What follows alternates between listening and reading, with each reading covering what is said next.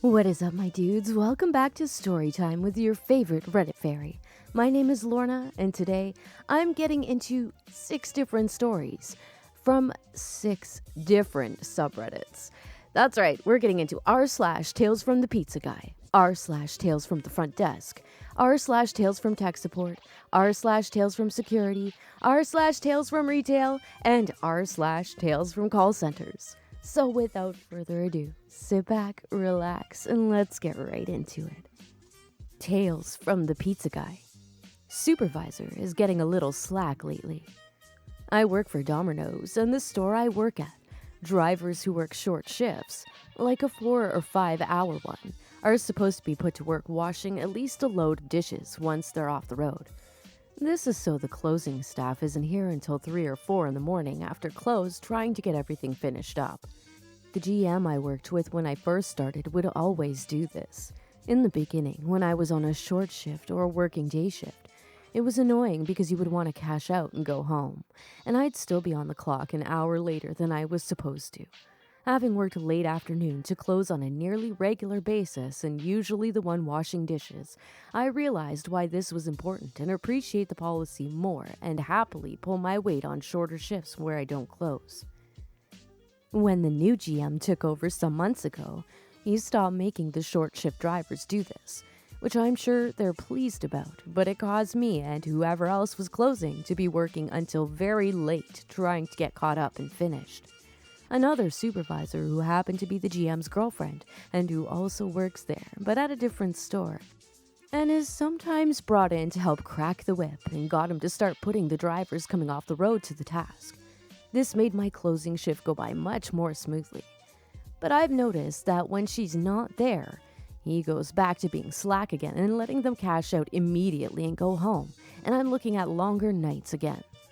I try to do as much as I can during the downtime, but on nights, when there is no downtime and I'm out delivering, sometimes past closing because of the last minute Larrys, I don't get a chance to and I'm stuck washing a mountain of dishes at the end of the night. I feel like something needs to be said because this is causing major burnout. Pretty much everyone I close with sees me as the only one who does dishes, when the reality is, I don't prefer it. I just get stuck with it. Out of all the ones I've closed with, only one ever asked me which I would prefer to do. The rest just start sweeping the floors when they come back first. Sweeping and mopping is done by one other driver or the GM if I'm the only one closing. That's the quickest chore, even if it can be the most tiring, because my store, in its infinite wisdom, thought that tile would be a good flooring area. And all that cornmeal and shit gets caught in the grout. I don't know why my GM is like this, but it feels like he's trying to be considerate to everyone but me. Perhaps I'm reading into it, but it just seems incredibly unfair. My dude, don't you know? This is what restaurants do when they get good workers. This is what all places do when they get good workers. They work them to the bone because they know this is my cash horse right here. I need this person to be at my beck and call at all times because I know the job is going to get done. That is why you get stuck with it. You need to say something or it will never change. And I'm sorry to say, if you do say something, you're probably going to get fired because that's just the way the world works now, it seems. Pardon my bitterness, but that's just the way people are now. They just take advantage. And they take advantage as much as they can, paying you as least as they can, Please, tell me I'm lying, because I'm not. Tales from the Front Desk. Stop asking if someone's a guest here. Just stop. Posted by user A Typical Romantic. Do not walk into my lobby and ask if so-and-so is a guest here. I am not allowed to tell you. Do not call me and ask if so-and-so has checked out. I am not allowed to tell you. Do not ask me if so-and-so is in room number 999. I am not allowed to tell you. No, it doesn't matter that you're their mother or their girlfriend, or their husband. In fact, that you claim to be those things, yet do not know if your loved one is here, makes you highly suspicious. But it doesn't really matter because I am not allowed to tell you. It doesn't even matter if you're a cop. You can give a warrant to my GM and maybe she'll be able to assist. But I am not allowed to tell you. No, I'm not even going to look at the computer screen. No, I'm not even going to move closer to it because it doesn't matter if they're here or not. I am not allowed to tell you. You can be angry. You can throw a fit about it. You can call me names. You can look aghast and be shocked. You can threaten me. And I still won't tell you because I am not allowed to tell you. You can beg and plead and whine and wheedle and tell me whatever sob story you like. But you're not going to get me to tell you anything because I am not allowed to tell you. You're creepy and weird, and I have a feeling they don't actually want to talk to you in the first place. Because if they did, you wouldn't be calling me to see if they were here. You'd be calling them. And you certainly wouldn't be showing up in my lobby at 2 a.m. unannounced. So please, for the love of all that's holy, stop asking me. I am not allowed to tell you. Yes, I've had a lot of these lately, and it's beginning to piss me off. Well, that's the kind of job you're in, so you gotta expect some questions like that. But I get how it's infuriating I hate repeating myself. I hate it so much. If you are in my vicinity and you make me repeat myself after I've just gone on like a 5-minute spiel, I'm looking around at that point for something to throw at you. Just so you know. But I could totally see, if you were meant to know if that person is there, then they would have given you the room number. Like, everybody's got a cell phone these days. You send them a quick text and say, hey, what room number are you in? If you're calling the lobby these days and age, I'm pretty sure that's either trying to catch somebody cheating or some psycho behavior. You never know. Tales from tech support. My internet is not working. Posted by user Sis Andreas. Old man on the phone is the cast. Working for an ISP in Sweden when I get a call from a customer. This was my first week on first line support. Me. Hello. Welcome to customer support. You're speaking with me. Old man. Hello. I just wanted to report that my internet is down. Me. Asking if the cable is connected, if the equipment, router, and computer are turned on. Old man. Yeah, the cable was in. I don't know, I'm not inside. Me. Can you go inside, please? Old man. No, the house is on fire. Me. What? Old man. Yes, the house is on fire. If you get any alarms on your side, don't send out a technician. Yeah, sure. I'll cancel invoices to your services until you have everything set up again. The poor old man's house burned down. He had to call in, so we did not send out a technician in case there was an alarm in our system. Priorities, internet, greater than burning house. Oh my God. Oh, you sweet old man. So his house is on fire and he's calling, thinking that internet companies get some kind of alarm to say that someone's internet is down. They don't work like the fire department does. At least I don't think they do. Not that I'm aware of, but oh my goodness, what a sweet old man. All right, my dudes, before I get into the next story, don't forget to like, share, subscribe, and hit that bell icon for future videos. Tales from Security. Scared Supervisor. Posted by user KY_jellycrack. I don't know why that made me laugh, but okay. So I work in a juvenile center that's rumored to be haunted by the spirit of a little girl. I was on my post with some coworkers and we were just getting bored. I had learned that the person in charge of the building is afraid of going into some of the rooms of the facility. So, before we get to the point of this post, let's meet the cast. There's me, female coworker, person in charge, and other coworker.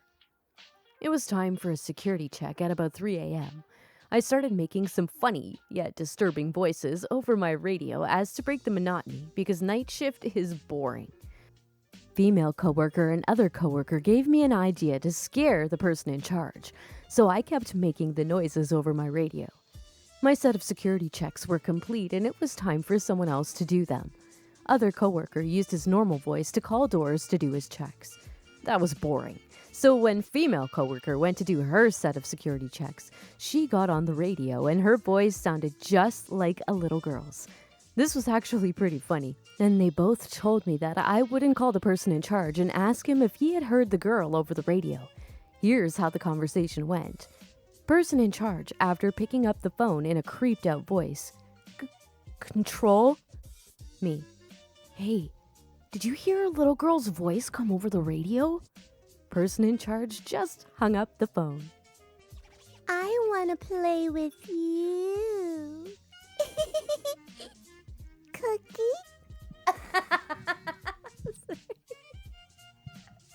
Oh my god, I just played that back and it even creeped myself out. Oh my god. Can you imagine though hearing something like that over in the middle of the night, like 3 a.m. the witching hour, or bewitching, or wait, the devil's hour? I don't know. 12 a.m.'s the witching hour, I think. What's 3 a.m.? Somebody let me know in the comments. What is 3 a.m. in like terms of the nickname would they give it and all the spooky sense? But yeah, that's pretty creepy. If I heard that, I'd kind of be like, what the fuck? Tales from Retail. Customer claims to be Scottish. Posted by user John Stuff. Hi, long-time lurker and first-time poster. So I used to work in a Scottish whiskey shop in Edinburgh, Scotland. I loved it since talking to tourists from all over the world was grand and made my workdays super interesting. All nationalities have their own character and culture, which is cool. Americans tend to be really friendly, and 9 out of 10 times, it was an absolute joy to serve. It should probably be noted that claiming to be a nationality due to your grandparents or even further back was from there is annoying and rude to Europeans. However, saying that you have insert nationality ancestry is a polite way of saying it. This particular customer was an East Coast American. Let's call her AC, American customer. My coworker is GN, Gaelic native speaker, and me. Me and my best customer service English. Hi, how are you doing today? American customer. I'm doing well, and you? Me. I'm fine, thank you. So what can I help you with today? American customer, with an American accent. Well, I am actually Scottish. My grandfather is from Scotland. Me. Oh, I see. Gaelic native speaker and I are dying a wee bit inside. American customer. Yes, so I am one of you. He was from the islands of Scotland, so I'm a native Gaelic speaker as well. Gaelic native speaker gets excited because not a lot of people speak her language. Fjord mahath, stol lumger ken yakug. I have no idea if I said that correctly. I'm not sure what the first part means. Typically I saw that it's math is used like good to say good morning. Like I don't remember the name for morning, but you say the word for morning and then math after, I think. I could be wrong. But the rest of it means nice to meet you. American customer goes pale as a ghost. What? Gaelic native speaker, slower. Fior mahath, stolumgur can yakug. American customer just walks away without saying anything while looking embarrassed to be caught lying. Gaelic native speaker, embarrassed. I only said it was nice to meet her. Me, exaggerated Scottish accent. Aye, I can, but that lassie was an umpty. I'm sorry, I can't do Scottish accents. I feel so stupid every time I try to do one. We laughed about it for days afterward.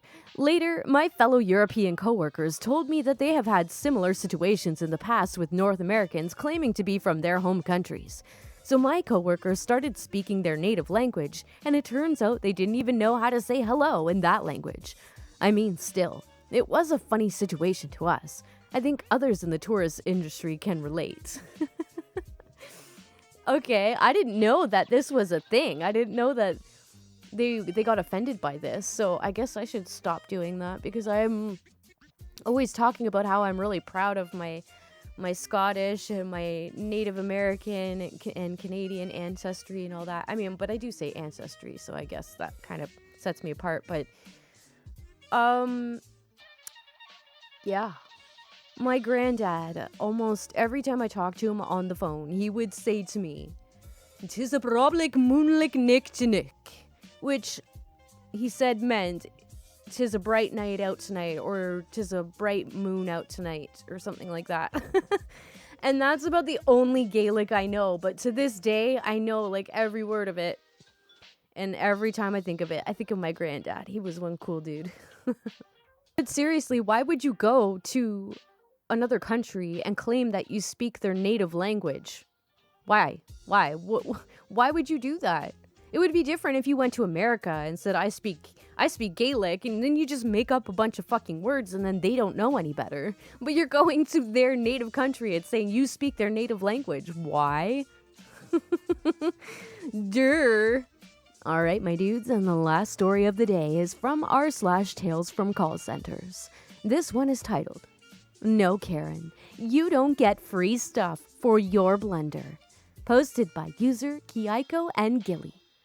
In the same shift where I had a call from arguably the most shitty lawyer, I had a call from an account holder, a Karen, which they admitted that they contacted their financial institution to cancel a suspected transaction, which was actually an automatic renewal charge for the service we provide. When I looked up said account on Karen's request, I gave the reason as to why the account had temporarily banned and rendered inactive. Now, why Karen thought it was a good idea to wait for a good fucking year to contact us about this issue, I would never know. All that had to be done was to offshoot the negative balance on the account. Karen's logic: "I'm not getting free stuff or compensation to pay off the negative balance on my account. That means it's a waste of your services for a year. That's unfair." My logic and company's logic: "Lady, you got money back for a legitimate charge, compromised your account, and had no services for the year the moment that chargeback happened. You either pay it off or remains inactive." So despite my politely saying this, as typical a Karen is, they immediately request a supervisor. Yeah, good luck with that, Karen. Dig yourself a further hole. I love when people don't understand that they're just in trouble. They're in trouble and they continue to ask for people higher up and higher up and higher up. This is how asshole taxes happen. Because you should have just accepted the initial ding to your account. You should just accepted that, paid it, move forward, get on with your life. But nope, guarantee that this woman is going to end up in r/asshole tax, and I cannot wait for that story. All right, my dudes, so I think I'm going to do this from now on with all the Tales From videos that I'm going to do in the future. Just mash one of each, because there's so many, and not all of them have amazing stories posted all the time. So I think this is the best way to get best of all worlds involved, and it gives a little bit of a variety, and it's still fucking funny as hell, my dudes. I love it. Thank you so much for watching. Don't forget to like, share, subscribe, and hit that little bell icon to be notified of future videos. Otherwise, who knows what YouTube is doing anymore, because I don't. Have you guys finished all of your holiday shopping? Let me know in the comments. I'm only buying for children this year. So I'm pretty sure most of my shopping is done. I have a few crochet things that I need to finish. I'm not going to say what they are just in case those people just happen to be listening to this, which I don't think they are, but just in case. But I got a few more things to finish for that, and then I'm pretty much done, and it feels good, my dudes. Oh, and did anybody participate in the Reddit gift exchange? I did. I'm so excited. I'm like making stuff, and it's so cool, and it's fun, and I like it. You guys should consider it. I don't know if you can still get in, but look into it if you're interested. Maybe you can get in on it next year. But yeah, I don't know why I didn't mention it before. I should have. Then you all could have like went in on it, and we might have ended up, getting each other. But I don't know. There's millions of people out there. Who knows? All right, my dudes, you guys have a fantabulous day, and I will see you in tomorrow's episode.